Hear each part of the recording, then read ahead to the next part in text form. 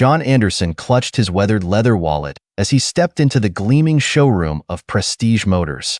The polished marble floor reflected the soft glow of the overhead lights, and the air smelled faintly of new car interiors. At 72, John carried himself with quiet dignity, though his faded jeans and well-worn blue sweater, a gift from his late wife, Emily, stood out in the sea of luxury. For 2 years, he had saved every penny, driven by the dream of owning a brand-new Mercedes-Benz S-Class. After 2 decades of driving the same trusty Toyota Corolla, the $120,000 in his savings account was his ticket to a new chapter. A young salesman in a sharp suit approached, his name tag reading Brad. His smile was polite, but didn't reach his eyes as he gave John a quick once-over. "Can I help you, sir?" Brad asked, his tone polite but distant. "Yes, I'm interested in the S-Class," John replied, pointing to the sleek silver sedan that had caught his eye. Brad chuckled softly, exchanging a glance with another salesman nearby. "Sir, that's the Mercedes-Benz S-Class. It starts at $110,000. Maybe I can show you something more budget-friendly? We have some great pre-owned Toyotas." John felt his cheeks flush, but kept his voice steady. "I'm aware of the price. I'd like to test drive it, please."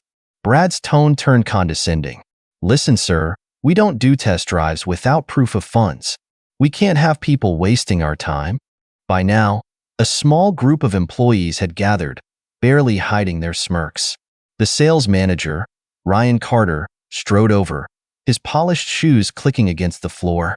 "Is there a problem here?" Ryan asked, though his tone made it clear he thought John was the problem. "I have the money," John said quietly, pulling out his bank statements. His hands trembled slightly, not from age but from the sting of humiliation. Ryan raised an eyebrow and spoke loudly, ensuring everyone could hear. "Sir, this is a luxury car dealership. We cater to a certain type of clientele. I'm going to have to ask you to leave before you make our actual customers uncomfortable." John stood frozen, the bank statements crumpled in his hand. The snickers around him felt like knives. He thought of Emily, how she would have squeezed his hand and whispered, "Hold your head high, John." "Very well," he said softly, turning to leave. At the door, he paused and looked back. "You know, my wife always said that character reveals itself in how you treat those you think can't benefit you." That evening, John sat in his study, surrounded by framed photos of Emily and their life together. Instead of his usual tea, he was on the phone with his son, Michael, a successful investment banker in New York. "They did what?" Michael's voice was sharp with anger. "It's fine, son. I'll just try another dealership," John said, though his voice betrayed his disappointment. "No, Dad, it's not fine. You've worked too hard to be treated like that." There was a pause, followed by the sound of rapid typing. "Did you know Prestige Motors is struggling? Their parent company, AutoNation Corp., is trying to sell them for $5 million. That's a steal, considering their inventory and real estate." John sat up straighter, as a spark of determination igniting. "Tell me more." Michael's voice grew excited. "Dad, remember that tech company stock it sold you to invest in 20 years ago? Mom believed in, even when everyone else thought you were crazy?" John smiled faintly, though Michael couldn't see him. Those shares, worth $50,000 back then, had grown to over $8 million. Emily had always trusted his instincts. "Son, are you thinking what I'm thinking?" "I'll make some calls tonight," Michael said. "We'll have the paperwork ready by tomorrow." The next morning, John dressed in his best suit, the one he'd worn to Emily's funeral. He combed his silver hair neatly and picked up his old briefcase. This time, when he walked into Prestige Motors, his steps were confident, his presence commanding. Brad was the first to notice him. "Sir, I thought we made it clear yesterday." "Good morning," John interrupted, his voice calm but firm. "I'm here to see Ryan Carter." "He's busy." "Oh, I think he'll make time," John said, cutting him off. "Tell him John Anderson is here, the new owner of Prestige Motors." Brad's face turned pale. Behind him, the showroom fell silent as whispers spread like wildfire. Ryan burst out of his office, his face a mix of disbelief and panic. "What is this nonsense?" John opened his briefcase and pulled out a folder. "These are the ownership transfer documents, signed this morning. AutoNation Corp was more than happy to accept my offer. He turned to the gathered staff, his voice steady. As my first act as owner, I'm afraid I'll have to make some personnel changes. The room was deathly quiet. Mr. Carter, Mr. Brad, and anyone else who participated in yesterday's performance, you have until the end of the day to clear out your desks. Brad stepped forward, his voice trembling. Sir, please. I have a family to support. So do many of the people you've likely humiliated over the years, John replied. I suggest you remember that in your next job. Sometimes, the person you look down on today might be signing your paycheck tomorrow. As the dismissed employees shuffled out, John addressed the remaining staff. For those staying, we're going to make some changes. From now on, every customer who walks through that door will be treated with respect, no matter how they look or what they wear. We'll implement new training programs and a mystery shopper system to ensure this happens. He walked over to the silver S-Class he'd admired the day before. And this will be my first purchase as owner. I trust that won't be a problem. Later that afternoon, John sat behind the wheel of his new Mercedes, the scent of leather filling the air.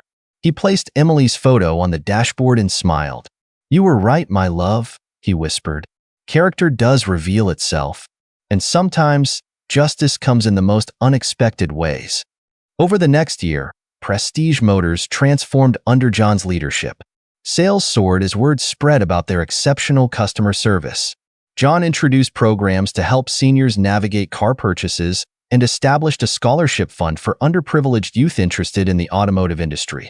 Brad and Ryan's replacements were chosen for their kindness and professionalism, and every employee understood that success wasn't just about sales. It was about respect. One day, almost a year after the incident, an elderly woman in a worn coat walked into the dealership. The staff greeted her warmly, patiently showing her every car she asked about. She turned out to be a wealthy widow looking to buy 3 cars for her grandchildren's college graduations. As John watched the sale unfold from his office, he felt a deep sense of satisfaction. His phone buzzed. A text from Michael. Proud of you, Dad. Mom would be too. John glanced at Emily's photo on his desk. The dealership's success was rewarding, but the real victory was knowing he'd created a place where everyone felt valued. That evening, as John drove home in his S-Class, he reflected on how far he'd come. The sting of that day's humiliation had faded, replaced by the joy of making a difference. He hadn't bought the dealership for revenge. He'd done it to ensure no one else would feel the way he had. As he pulled into his driveway, he noticed his neighbor struggling with grocery bags. Without hesitation, he parked and went to help her, remembering how a small act of kindness could change someone's day. Thank you, John, she said. I saw you drive up in that beautiful car. I've been thinking of getting a new one myself, but I was nervous about going to a dealership at my age. John smiled warmly. I know just the place. And I promise, you'll be treated like family. The story of Prestige Motors became a local legend, but for John, the greatest reward wasn't the profits or the accolades. It was knowing he'd created a legacy of kindness and respect. Every morning, he walked through the showroom, straightening displays and ensuring Emily's framed quote hung prominently near the entrance. Character reveals itself in how you treat those you think can't benefit you. And sometimes, when a customer asked about the quote, John would smile and say, "That's quite a story. Let me tell you about it while we look at some cars." The lesson wasn't lost on anyone who heard it. Success and wealth don't define a person's worth, and karma has a way of coming full circle. But most importantly, it taught that the best revenge isn't about getting even. It's about making sure others don't face the same treatment you once endured.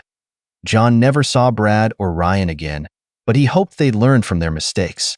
After all, you never know when the next person walking through your door might be another John Anderson.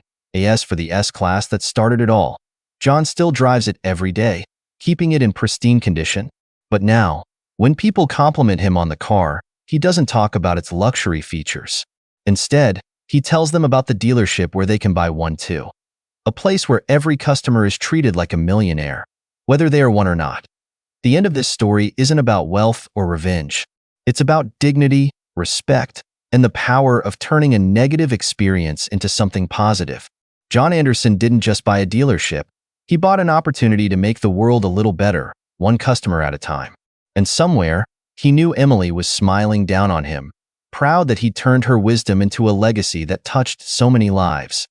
Every night before closing, John would walk through the showroom one last time, adjusting a perfectly positioned car and glancing at Emily's photo in his office. Prestige Motors had become more than just a business. It was a testament to treating people right. And that, John knew, was worth more than all the luxury cars in the world. If this story inspired you or gave you chills, don't keep it to yourself. Share it with your friends and family, and if you want more powerful and emotional stories like this one, don't forget to hit that subscribe button and turn on the notification bell so you never miss an update. We'd also love to hear your thoughts. Leave a comment below about this story, and if you enjoyed this story, give it a big thumbs up. Your support helps us continue sharing stories that touch hearts and inspire change.